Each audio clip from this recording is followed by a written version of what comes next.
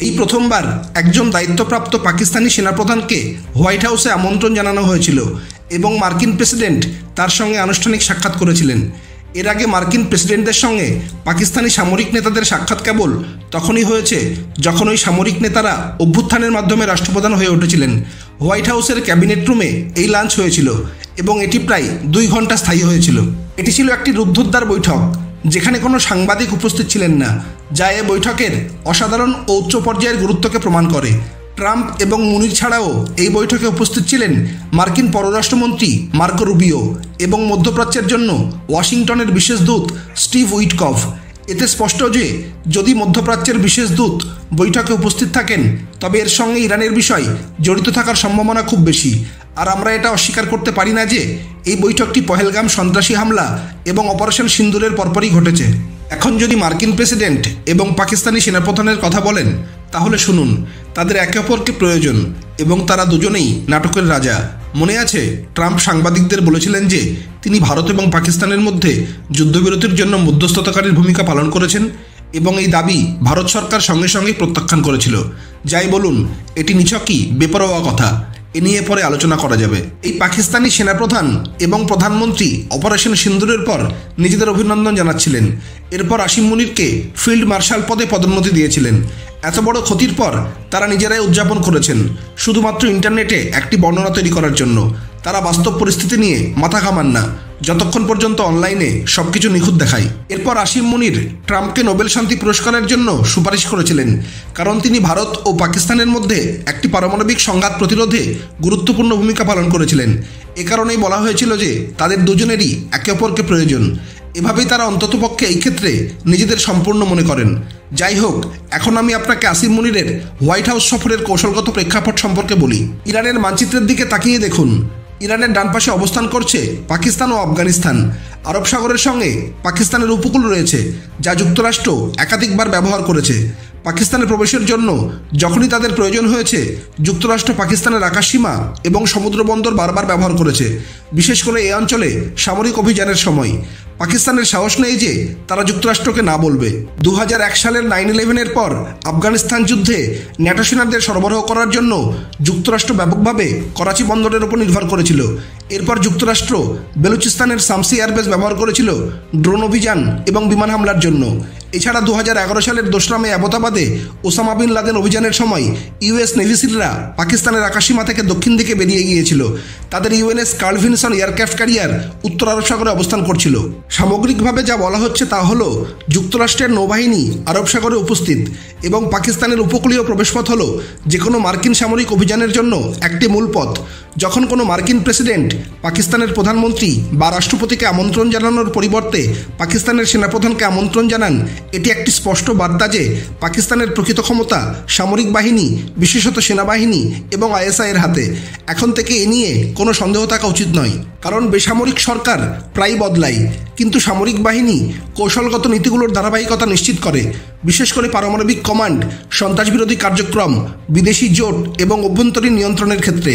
এর অর্থ এই যে যুক্তরাষ্ট্র এখন সরাসরি পাকিস্তানের সামরিক নেতৃত্বের সঙ্গে জড়িত হতে নতুনভাবে আগ্রহ দেখাচ্ছে, কারণ তারাই সীমান্তের কাছে থাকা সন্ত্রাসী গোষ্ঠীগুলোর উপর নিয়ন্ত্রণ রাখে। যুক্তরাষ্ট্রের আসল লক্ষ্য হল পাকিস্তানি সেনাবাহিনীকে একটি প্রাইভেট মিলিটারি কন্ট্রাক্টর বা পিএমসি হিসাবে ব্যবহার করা। এটি শান্তি প্রতিষ্ঠা বা উন্নয়নের জন্য নয়, বরং আমেরিকার কৌশলগত স্বার্থকে অগ্রসর করার জন্য। সরাসরি জড়িত না হয়ে এই ধরনের কাজ করে যুক্তরাষ্ট্র তার স্বার্থকে আরও নিরাপদ এবং অস্বীকারযোগ্য করে তুলতে চায়। তাই আমি বলেছিলাম আসিম মুনিরকে হোয়াইট হাউসে আমন্ত্রণ জানানোর 2টি কারণ ছিল। প্রথমত, ভারত পাকিস্তান যুদ্ধবিরতি এবং দ্বিতীয়ত, ইরান ইসরায়েল সংঘাত। ব্যক্তিগতভাবে আমি দ্বিতীয় কারণের দিকে বেশি গুরুত্ব দিচ্ছি, কারণ ভাবুন, যদি ট্রাম্প বা কোনো মার্কিন প্রশাসনের ভারতের বিরুদ্ধে গোপন পরিকল্পনা থাকতো তাহলে তারা কখনো পাকিস্তানের সেনাপ্রধানকে প্রকাশ্যে আমন্ত্রণ জানিয়ে শিরোনাম তৈরি করতো না। সিআইএ বা পেন্টাগন এমন অপটু পদক্ষেপের সুপারিশ করতো না, কারণ তা গোপনীয়তাকে বিপন্ন করত এবং সঙ্গে সঙ্গেই কূটনৈতিক এবং মিডিয়া প্রতিক্রিয়া সৃষ্টি করত। ভারতের মতো একটি কৌশলগত অংশীদারের বিরুদ্ধে ভূ রাজনৈতিক পদক্ষেপ নেওয়া হয় অনেক ভেবেচিন্তে, ব্যাক চ্যানেলের মাধ্যমে, প্রক্সি বা কৌশলগত চাপে, কোনো পতাকা নেড়ে ঘোষণা করে নয়। যে দেখুন আমরা কাকে আমন্ত্রণ জানিয়েছি। জেনারেল আসিম মুনিরকে প্রকাশ্যে আমন্ত্রণ জানানো একটি সংকেত, কোনো ষড়যন্ত্র নয়। এটি সম্পর্ক পুনর্গঠনের জন্য পাকিস্তানকে খেলায় রাখা বা ভারতের ওপর নির্দিষ্ট নীতিগুলির ক্ষেত্রে চাপ প্রয়োগের জন্য হতে পারে, যেমন অস্ত্র চুক্তি, রাশিয়ার সঙ্গে বাণিজ্য ইত্যাদি। তবে এটি ভারতের বিরুদ্ধে ষড়যন্ত্রের সরাসরি প্রমাণ নয়, বরং এটি মনে করিয়ে দেয় যে মার্কিন পররাষ্ট্রনীতি সবসময় আত্মকেন্দ্রিক এবং নমনীয়, কোনো একক অংশীদারের প্রতি বিশ্বস্ত নয়। ভারতের সঙ্গে বাণিজ্য থেকে যুক্তরাষ্ট্র বিপুল অর্থ উপার্জন করে, তাই শিরোনাম তৈরি করে ভারতের বিরুদ্ধে ষড়যন্ত্র করার কোনো সম্ভাবনা নেই। কিছু আলোচনার কথা হতে পারে, কিন্তু আমি বড় কোনো পদক্ষেপের কথা ভাবছি না। ভারতীয় গোয়েন্দা এবং কূটনৈতিক সংস্থাগুলো এই পদক্ষেপগুলোকে গভীরভাবে বিশ্লেষণ করতে পারে। যুক্তরাষ্ট্র জানে যে ভারত সংকেত পড়তে সক্ষম। এখন যদি দ্বিতীয় কারণের দিকে তাকাই, আমরা জানি যে পাকিস্তান আনুষ্ঠানিকভাবে ইসরায়েলের সাম্প্রতিক ইরান হামলার নিন্দা করেছে এবং একটি ইসলামিক দেশ হিসেবে তারা ইহুদিদের পছন্দ করে না। তারা ইরানের সঙ্গে সংহতি প্রকাশ করেছে, কিন্তু এই সংহতিকে ইরানের প্রতি ভালোবাসা হিসাবে ভুল বোঝা উচিত নয়। ইরান একটি শিয়া দেশ এবং পাকিস্তান একটি সুন্নি দেশ। শিয়া ও সুন্নি মুসলমানদের মধ্যে বড় ধরনের পার্থক্য রয়েছে এবং তাদের একে অপরের সঙ্গে ভালো সম্পর্ক বজায় থাকে না। মার্কিন গোয়েন্দা সংস্থা সুন্নি শিয়া বিভেদ সম্পর্কে খুব সচেতন এবং মধ্যপ্রাচ্যের ভূরাজনীতিতে এটি একটি কৌশলগত হাতিয়ার হিসাবে ব্যবহার করেছে। ইরাক যুদ্ধের সময় মার্কিন জোট সুন্নি উপজাতি এবং শিয়া মিলিশিয়াদের মধ্যে লক্ষ্যভেদে পরিবর্তন করেছে। এখন এই বিষয়টি পরিষ্কার। এবার চলুন মানচিত্রের দিকে তাকাই। পাকিস্তানের সঙ্গে ইরানের সিস্তান বেলুচিস্তান প্রদেশের 900 কিলোমিটারেরও বেশি সীমান্ত রয়েছে। এই প্রদেশে সক্রিয় কিছু সুন্নি বেলুচ বিচ্ছিন্নতাবাদী গোষ্ঠী রয়েছে, যেমন জায়েশ আল আদল, যারা প্রায়ই ইরানি নিরাপত্তা বাহিনীকে লক্ষ্য করে। মূলত সুন্নি শিয়া বিরোধের কারণে ইরান এবং পাকিস্তানের মধ্যে চলমান সীমান্ত উত্তেজনা রয়েছে। এখন ভাবুন, যদি সিআইএ এবং মোসাদকে ইরানের অভ্যন্তরে একাধিক অভিযান পরিচালনা করতে হয়, যেমন নাশকতা, গুপ্ত হত্যা এবং সাইবার আক্রমণ, যেগুলো তারা ইতিমধ্যেই করেছে, তবে ধরে নিন তারা যদি ইরানে গোপন প্রবেশাধিকার পেতে চায়, তবে পাকিস্তানের দুর্বলভাবে নিয়ন্ত্রিত বেলুচিস্তানের সীমান্ত এলাকা কি একটি আদর্শ অনুপ্রবেশের পথ সরবরাহ করবে না? ইরান বহুবার ইসরায়েল, যুক্তরাষ্ট্র এবং উপসাগরীয় মিত্রদের বিরুদ্ধে অভিযোগ করেছে যে তারা সিস্তান বেলুচিস্তান প্রদেশে সক্রিয় সুন্নি বেলুচ বিচ্ছিন্নতাবাদী গোষ্ঠীগুলিকে অর্থায়ন বা সমর্থন করছে। এখন পাকিস্তানের একটি ভয় রয়েছে, যদি এই ইসরায়েল ইরান সংঘাত তার নিজস্ব ভূখণ্ডে ছড়িয়ে পড়ে। আপনি নিশ্চয়ই সম্প্রতি শুনেছেন ট্রাম্প কি বলেছেন। তিনি ইরানিদের প্রকাশ্যে সতর্ক করে বলেছেন তাদের দেশ ছেড়ে পালাতে এবং খালি করতে। যদি কোনো সামরিক উত্তেজনা শুরু হয়, যেটির ইঙ্গিত ট্রাম্প দিচ্ছেন, তাহলে ইরানের পূর্ব সীমান্ত একটি কৌশলগত পালানোর পথ হয়ে উঠবে ইরানি শরণার্থীদের জন্য। পাকিস্তানের জন্য এটি একটি সরাসরি বিপর্যয়ের ঝুঁকি। এখন আপনি কি মনে করেন পাকিস্তানের সেনাপ্রধান হোয়াইট হাউসে এই উদ্বেগ নিয়ে আলোচনা করতে গিয়েছিলেন? মনে রাখবেন, দুর্বল দেশগুলো উদ্বেগ প্রকাশ করার সুযোগ পায় না, তারা নির্দেশ পায় কি ভূমিকা পালন করতে হবে। পাকিস্তানি জেনারেল আসিম মুনিরের হোয়াইট হাউস সফরের উদ্দেশ্য ছিল, প্রথমত, যদি ইরান সংঘাত বৃদ্ধি পায় তবে আসন্ন মার্কিন কৌশলগত অভিযানের সঙ্গে সামঞ্জস্য স্থাপন। দ্বিতীয়ত, পাকিস্তানকে কি ভূমিকা পালন করতে হবে তার নির্দেশনা গ্রহণ।